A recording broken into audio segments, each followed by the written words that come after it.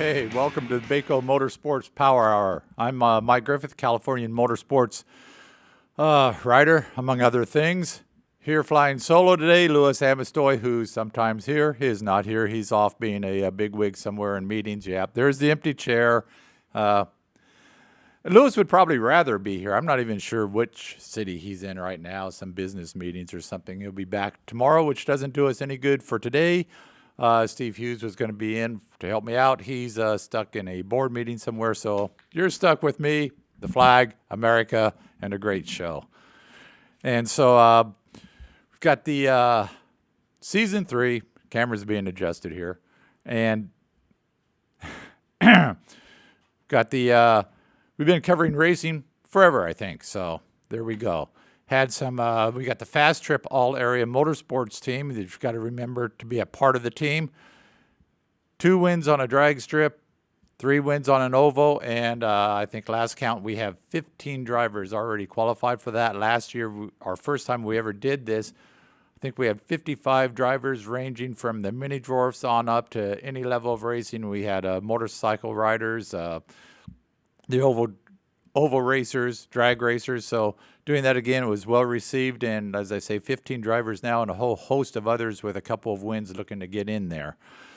So we had on the national scene, little weekend, a rainy weekend, but NASCAR was in Pocono. They raced there twice in a 6-week period.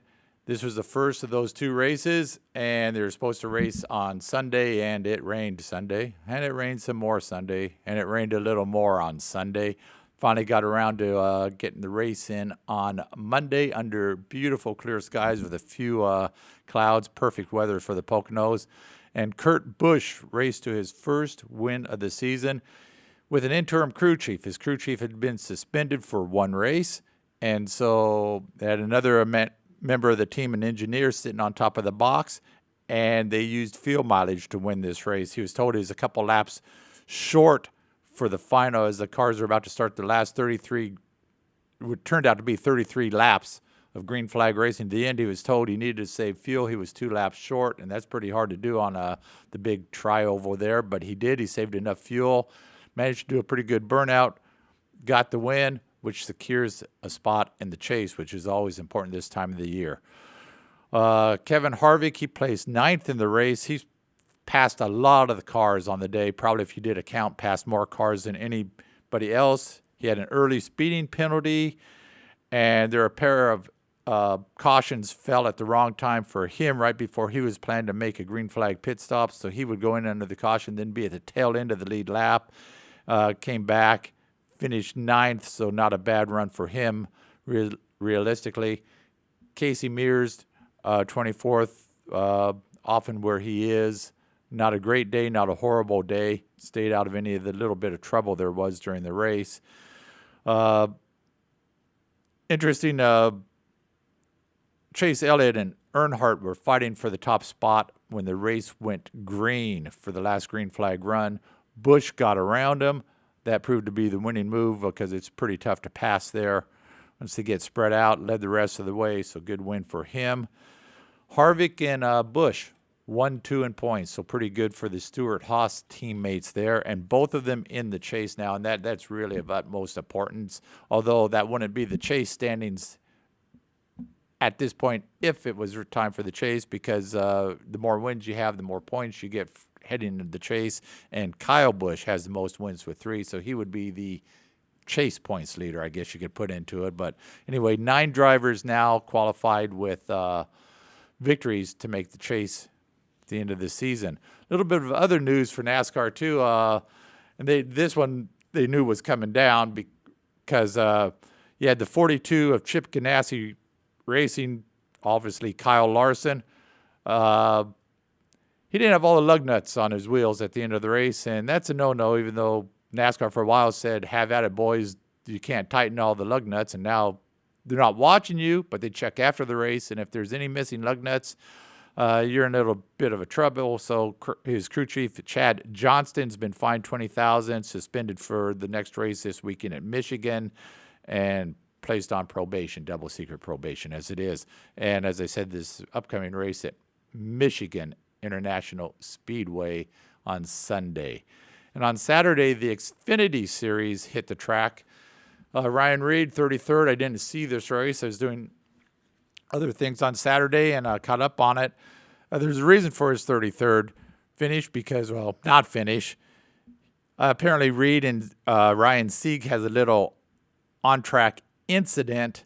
Reed made contact with Sieg. Sieg hit the wall, crashed, went to the pits. Reed crashed on lap 40, was back in the garage to work on his car.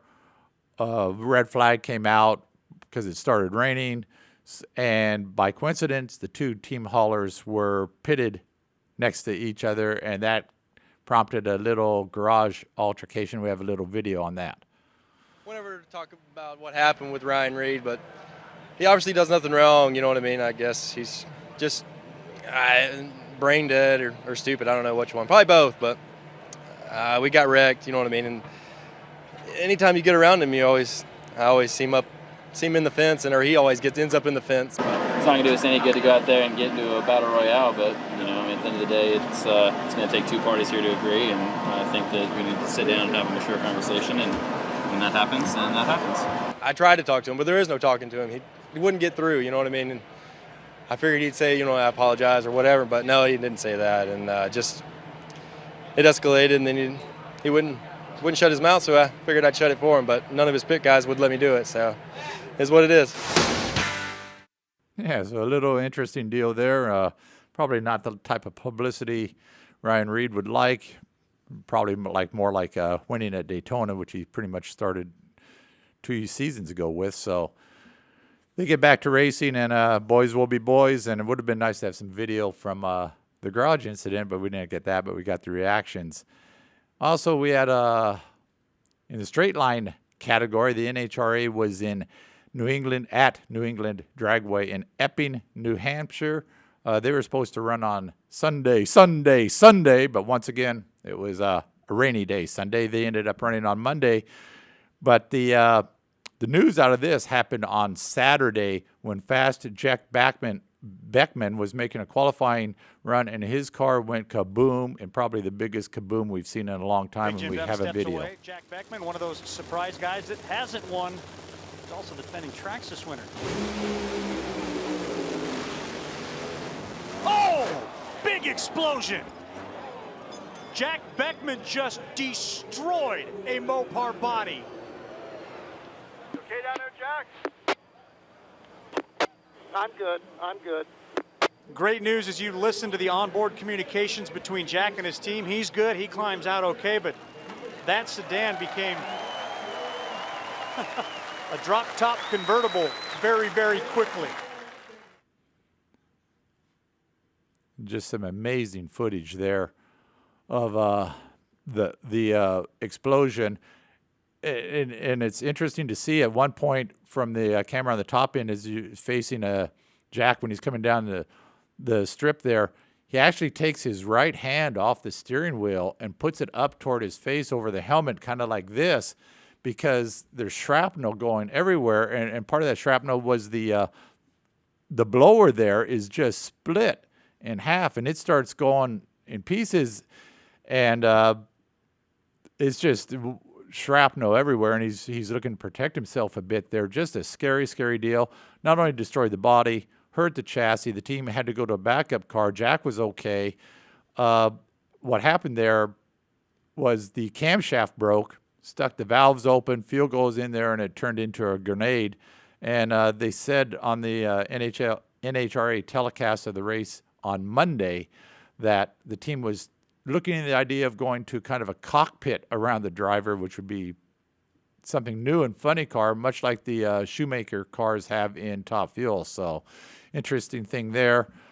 Jack was able, they took a backup car out that never ran, and he made a couple rounds. He lost in the semifinals to Tommy Johnson Sr., who went to the finals, where Ron Capps, a friend of Famoso Raceway, and up here quite often for March meets, he edged Tommy Johnson with a 392 to a 394 by a few feet to win the funny car race. That was Capps' first win since the season opening race in Pomona. On the Top Fuel side, Anton Brown, another close race. He got 376. He defeated Steve Torrance's 377. So some great racing there. Top Fuel, 3 cars shy. They had 13 cars for the 16-car field on Monday, but some great racing. The Funny Cars, as usual, had some great racing. Pro Stock, another win for Greg Anderson. Anderson, the Summit Racing team, they have that thing just dialed in. The new EFI rules this year, nobody else is close to Anderson and the Summit Racing team there. The IndyCar Series, after a Sterling Indy 500 on a big oval, went to Bell Island in Detroit, where they had the one of the dual Saturday-Sunday races. They race a full qualifying and racing on Saturday and do the same thing again on Sunday.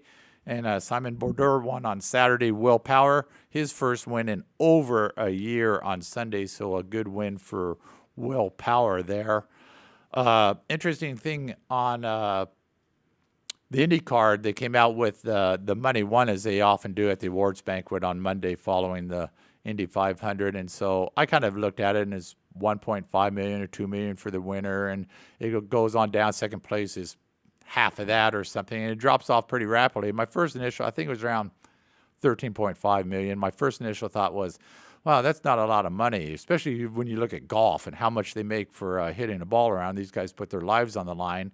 Place was a complete sellout, over 350,000 people there. So obviously the Speedway raked in lots of money.